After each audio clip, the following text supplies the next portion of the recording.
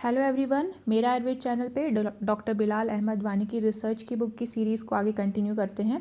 Chapter number 12 तक complete हो गया था। आज चैप्टर नंबर 13 पढ़ेंगे, pharmacovigilance of ASU drugs. Pharmacovigilance के बारे में आज हम इसमें पढ़ने वाले हैं और जो लेटेस्ट इसके ऊपर जो भी अपडेट है वो भी आपको लास्ट में मैं बताती हूँ। इसमें देखिए, सबसे पहले एएसयू ड्रग्स लिखा है पेज के फ्रंट में ही, चैप्टर के स्टार्टिंग में। इसमें थर्ड लाइन है, exclusively in accordance with the formula described in authoritative book of Ayurveda सिद्धा एंड यूनानी system of medicine specified in the first schedule of drug and cosmetic act 1940। तो जो भी हमारे आयुर्वेदा सिद्धा और यूनानी सिस्टम की मेडिसिन हैं वो किस तरीके से बनती हैं, जो शेड्यूल फर्स्ट शेड्यूल में लिखा है ड्रग्स एंड कॉस्मेटिक एक्ट 1940 के, उसके अकॉर्डिंग ही जो फार्मूला तैयार किया जाता है, या फिर जो बुक्स में डिस्क्राइब किया गया है वही फार्मूला उसमें भी डिस्क्राइब किया हुआ है। फिर है फार्माकोविजिलेंस क्या होता है। Pharmacovigilance is a scientific branch which is dedicated to reduce the risk of drug related harm to patient. मतलब पेशेंट को ड्रग से कोई भी हार्म ना हो, उस चीज़ को डील करने के लिए या फिर उस चीज़ को रिड्यूस करने के लिए जो साइंटिफिक ब्रांच है वही होती है हमारी pharmacovigilance. It includes a reporting system for adverse events associated with the drug use. कोई भी एडवर्स इवेंट हो रहा है, कोई भी एडवर्स ड्रग रिएक्शन हो रहा है, उसको रिपोर्ट करना भी हमारा फार्माकोविजिलेंस के अंडर में आता है। फिर देखिए, pharmacovigilance is defined as detection, assessment, prevention of adverse drug reaction in humans. तो डिटेक्शन करना, असेसमेंट करना, मतलब ड्रग का जो है एडवर्स रिएक्शन का असेसमेंट करना और उसको प्रिवेंट करना, वो सारा फार्माकोविजिलेंस के अंडर में आता है। तो pharmacovigilance is the process of monitoring medicine, मतलब मेडिसिन को मॉनिटर करना कि कोई एडवर्स ड्रग रिएक्शन तो नहीं हो रहा है उनका, या फिर assessing the risk and benefit of medicine. तो मेडिसिन का बेनिफिट देखना और रिस्क देखना दोनों ही फार्माकोविजिलेंस के अंडर आएगा। Optimise safe and effective use of ASU medicine, जो सी पॉइंट है, मतलब सेफ़ और इफेक्टिव मेडिसिन का ज़्यादा से ज़्यादा यूज़ हो एएसयू जो ड्रग्स हैं उनका। फिर monitoring the impact of any action taken.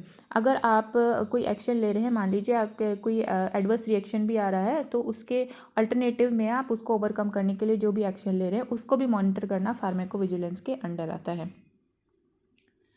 Next page देखिए, 226, national pharmacovigilance programme for ASU drugs. तो ये पूरा ही इंपॉर्टेंट है, इसलिए मैंने पूरे को हाईलाइट किया हुआ है। चलिए इसको पढ़ते हैं। In India, national pharmacovigilance program under the control of central drug standard control organisation CDSCO has already been started since 2003। तो जो हमारे इंडिया में नेशनल फार्माकोविजिलेंस प्रोग्राम जो स्टार्ट हुआ था वो किसके कंट्रोल में है, CDSCO के कंट्रोल में है, और वो स्टार्ट हो चुका था हमारा 2003 में। WHO has emphasized that it should include traditional medicine in pharmacovigilance system and has published guidelines on safety monitoring of herbal medicine in pharmacovigilance system in 2004। फिर WHO ने क्या emphasize करा कि ट्रेडिशनल मेडिसिन को भी फार्माकोविजिलेंस के under में रखा जाए, तो उसकी भी सेफ्टी मॉनिटरिंग होती रहेगी हमारी एएसयू ड्रग्स की। इसके लिए उन्होंने 2004 में ट्रेडिशनल मेडिसिन को भी इसके अंडर में रखा। फिर देखिए, institute for post graduate teaching and research in Ayurveda IPGT and RA Jamnagar has already conducted a 2-day workshop on 3rd and 4th December 2007। फिर 2007 में क्या हुआ था, 3 और 4 दिसंबर को एक वर्कशॉप की गई थी, 2-day वर्कशॉप जामनगर में IPGT एंड RA में। किसके ऊपर थी वो workshop, pharmacovigilance for Ayurvedic drugs, it's scope, limitation and methods of implementation, which was funded by WHO country office for India. तो ये जो हमारा वर्कशॉप था ये फंडेड किया गया था WHO से, मतलब जो ऑफिस इंडिया में है वहाँ से। फिर based on the recommendation of the workshop, a pharmacovigilance cell has been established and a reporting form for suspected adverse drug reaction of Ayurvedic formulation has been developed। अब क्या हुआ था, वर्कशॉप के बाद ये डिसाइड हुआ कि एक फार्माकोविजिलेंस सेल जो है उसको एस्टैब्लिश करा जाएगा और उसमें जो है हम क्या रिपोर्ट करेंगे, हमारी कोई भी सस्पेक्टेड एडवर्स रिएक्शन आ रही है किसी भी ड्रग की, उसको भी रिपोर्ट करेंगे and distributed to the faculty members, research scholars and physician under the intimation of the Department of Ayush, Ministry of Health and Family Welfare, Government of India।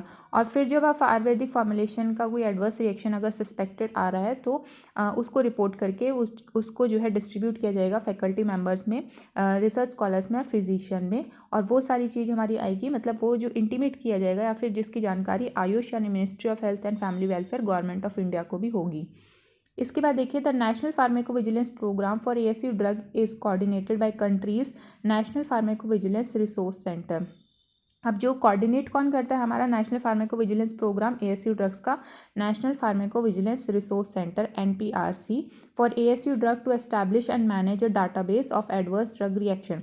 तो इसमें क्या होता है हमारा कि ये जो है NPRC ये जो कोऑर्डिनेट करता है हमारे एएसयू ड्रग्स को, मतलब जो प्रोग्राम है हमारा फार्माकोविजिलेंस प्रोग्राम एएसयू ड्रग्स का, उसको कोऑर्डिनेट करता है। और वो किस लिए है कि हम जो एस्टैब्लिश या मैनेजमेंट हो एक डाटाबेस जिसमें कि सारे ड्रग जिनका भी एडवर्स रिएक्शन होता है वो उस डाटाबेस में आपके रिपोर्ट किए जाएँ।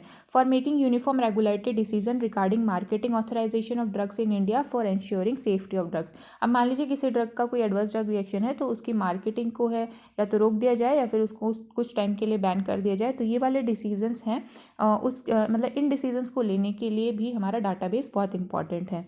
The first national consultative meet of National Pharmacovigilance Program for ASU drug was organized at Department of Ayush MOHFW Ministry of Health and Family Welfare New Delhi on 29 and 30th August 2008। तो 2008, 29 और 30 अगस्त को एक first जो meeting हुई थी national pharmacovigilance programme of ASU drugs, वो भी WHO ने स्पॉन्सर करी थी। तो ये याद रखिएगा कि 2008 में 29 और 30 अगस्त को ये जो है हमारी मीटिंग हुई थी। अब नेक्स्ट पेज पर आ जाइए 227। The national pharmacovigilance programme for ASU drugs have the following objective. अब इसके फॉलोइंग ऑब्जेक्टिव्स मतलब शॉर्ट टर्म, मीडियम टर्म और लॉन्ग टर्म ऑब्जेक्टिव। तो शॉर्ट टर्म ऑब्जेक्टिव क्या, to develop the culture of notification, मतलब नोटिफाई करना कि किस ड्रग का एडवर्स रिएक्शन है या फिर कौन सी ड्रग बेनिफिशियल है। फिर मीडियम टर्म ऑब्जेक्टिव है to involve health care professionals and professional association in the drug monitoring and information dissemination process. तो हेल्थ केयर प्रोफेशनल्स को और जो भी बाकी हमारे एक्सपर्ट हैं उनको जो है अपने साथ लेकर आना और जो ड्रग मॉनिटरिंग करने के लिए उनको उत्साहित करना। लॉन्ग टर्म ऑब्जेक्टिव है to achieve operational efficiency that would make national pharmacovigilance programme for ASU drug a benchmark for global drug monitoring endeavours. अब जो नेशनल लेवल पे प्रोग्राम चल रहा है उसको ग्लोबली दिखाना या फिर ग्लोबल ड्रग मॉनिटरिंग करना, ये है हमारा long term objective pharmacovigilance programme का।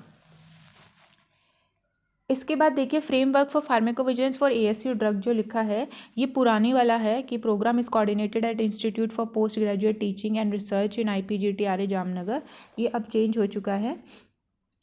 तो इसमें ये देखिए सबसे लास्ट में ये द्रव्यगुण की बुक है डॉक्टर मालविका की, उसमें ये जो चीज़ है ये दी हुई है। देखिए सबसे पहले प्रोग्राम मैनेजमेंट यूनिट PMU जो है मिनिस्ट्री ऑफ आयुष है।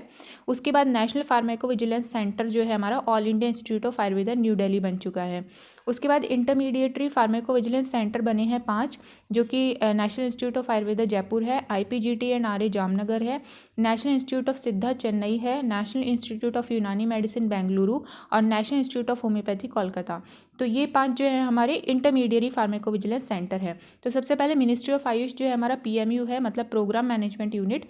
फिर जो हमारा IIA है all India institute of Ayurveda new Delhi, वो है हमारा नेशनल फार्माकोविजिलेंस सेंटर। उसके बाद जो है इंटरमीडिएटरी फार्माकोविजिलेंस सेंटर हमारे 5 हैं, जो कि NIA है जामनगर है, फिर सिद्धा वाला चेन्नई में है, यूनानी वाला बेंगलुरु में है और होम्योपैथी वाला कोलकाता में है। उसके बाद जो पेरिफेरल फार्माकोविजिलेंस सेंटर बनाए गए हैं वो है 42। तो इन 42 के नाम याद रखने की ज़रूरत नहीं है, बस ये याद रखिए कि पेरिफेरल फार्माकोविजिलेंस सेंटर जो हैं वो अब 42 हैं और जो इंटरमीडिएटरी फार्माकोविजिलेंस सेंटर है वो है 5। तो ये पेज मैंने अलग से बुक में से लिया है, डॉक्टर मालविका की द्रव्यगुण की बुक है, उसमें basic principles of journal pharmacology के नाम से बुक है, फार्माकोविजिलेंस वाला चैप्टर है, उसमें पेज नंबर 25 है उस बुक का, आप वहाँ पे जाके भी देख सकते हैं। अब वापस हमारी बिलाल वाली बुक पर आ जाइए।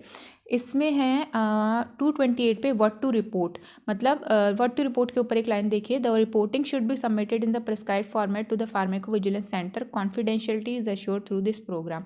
अब इस प्रोग्राम में कैसे क्या रिपोर्ट करेंगे, all adverse reaction suspected to have been caused by ASU drug alone or along with any other drug.